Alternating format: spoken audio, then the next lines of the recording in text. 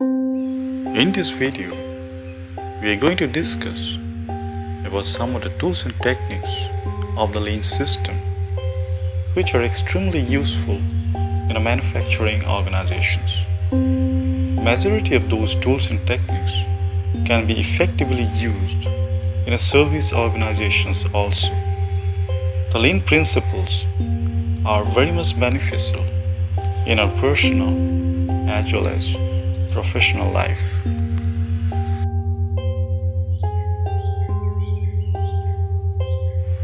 In the beginning of this video, we express our profound gratitude to those pioneers because of whose ideas and contributions the world has got this beautiful lean system. Lean system is a set of practices or activities that facilitates removal of wastes, inconsistency and overburden, thereby increasing efficiency, productivity, profitability and happiness without affecting the value-added activities or resources. Hello friends, let us try to understand lean. Suppose one person, Mr. X, has become thinner and people have started saying that he has become leaner. But he has become weaker. His efficiency and energy level have gone down. So in that case, we cannot say that Mr. X is in the lean system because he has become thinner at the cost of some of the valuable things or resources in his body or mind. Let us take another example. Suppose Mr. Y, who was a very stout person, who accumulated a lot of fats in his body, decided to bring a discipline in his lifestyle, and within a short time he became lean. His energy level went up, his efficiency and happiness went up. So in that case we can say that Mr. Y is in the lean system. Now let us take the example of one organization, ABC. That organization has become thinner. They have cut down a lot of expenses. But if the organization has become thinner at the cost of the valuable resources, then we cannot say that the organization is in the lean system, because lean does not encourage removal or reduction of value-added or useful resources. Generally, in organizations, there are rejections, internal and external rejections. Because organizations generally go with the quality control measures. But if the organizations can go with proper quality assurance things, in which at the incoming stage, at the in-process stages, at the delivery stage, in the incoming for every raw material, there will be proper checking with the help of the detailed checklist.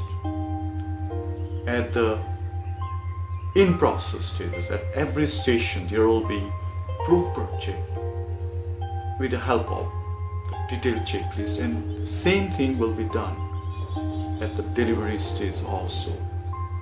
Then the rejections will come down to the minimum, because the organization has adopted the quality assurance measure.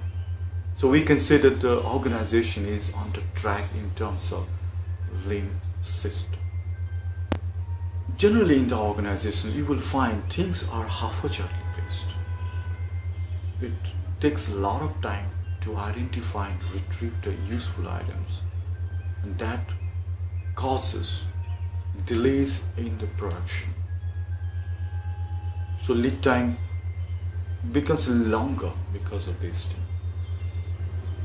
If an organization decides to go for proper sorting, setting in order and shining activities on the 5S, then within a very short time they can bring down the production lead time. Because if sorting is done, what is done actually? Rejected items, unnecessary items, whole items will be segregated out from the OK ones and will be placed at the red area.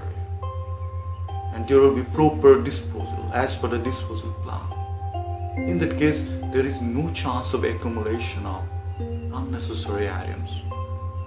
So, a lot of areas will be freed up to production area. At the same time, things will be set in order. So, for every item there will be one space. As per the International Convention of Flow Marking, if different sections or stations are properly marked, if as per the status, for example raw materials, WIPs of different kinds, finished goods are properly marked, the areas are properly marked, so raw materials will be placed at the specified locations. WIPs of a particular kind will be placed at the proper defined boundary. Even the material handling equipments will be placed at the proper parking areas. The hazardous areas will be properly defined. The gangways and subways will be properly defined and properly marked. In that case, in the organization, there will be a lot of free space. Everything will be properly defined and at a disciplined way things will be put, and a lot of improvements take place in this case at the workplace management. The cleaning of the floor, wall and roofs can be properly controlled with the help of proper record system. In that case, maybe the floors will be cleaned regularly. At a regular interval, the walls and roofs will be cleaned properly. So, through the system, there will not be accumulation of dust, dirt, unnecessary scraps and all these that are very much useful in terms of quality of items. If the organization is adopting this, they are on the track. Different sections, stations, equipments, machines, racks, shelves. If everything is properly labeled, proper listing is made very, very good, then there are a lot of improvements in the organization, because identification and retrievability becomes very easy. There can be motivational posters at all the prominent locations so that the software people and all the people in the organization keep on getting motivated. There can be proper functional posters so that they can get trained all the time. They keep on looking at those things and learn. There can be safety related posters so that they get alerted all the time. In this way, by proper visual management, the organization can bring up the productivity level. Generally, there is a tendency of producing more than the required items, because the top management may have an idea that setting time can be saved by that. But think about this overproduction. If you produce more, you are in loss in many cases. Because see, first of all, more raw materials will be consumed unnecessarily. more power will be consumed. Your people will have to be engaged for more time. And after producing the items, you will have to accommodate those items at some valuable space at the software. And you do not know when those items will be utilized. If it takes a longer time, then there may be deterioration in the quality of the produced items. So it is a huge loss about which the top management generally do not think. So we should avoid this overproduction as far as possible. Another issue is repetition of jobs due to improper planning or improper standardization of steps, defined steps. That is the cause of wastage of time and efforts.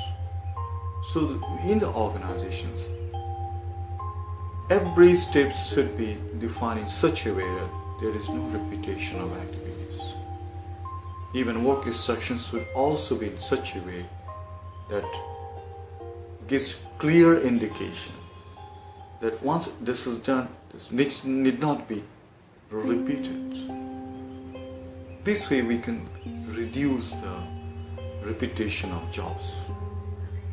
If you have liked the video, you may share with all the concerned persons. If you want to keep on getting similar videos, you may subscribe to my channel.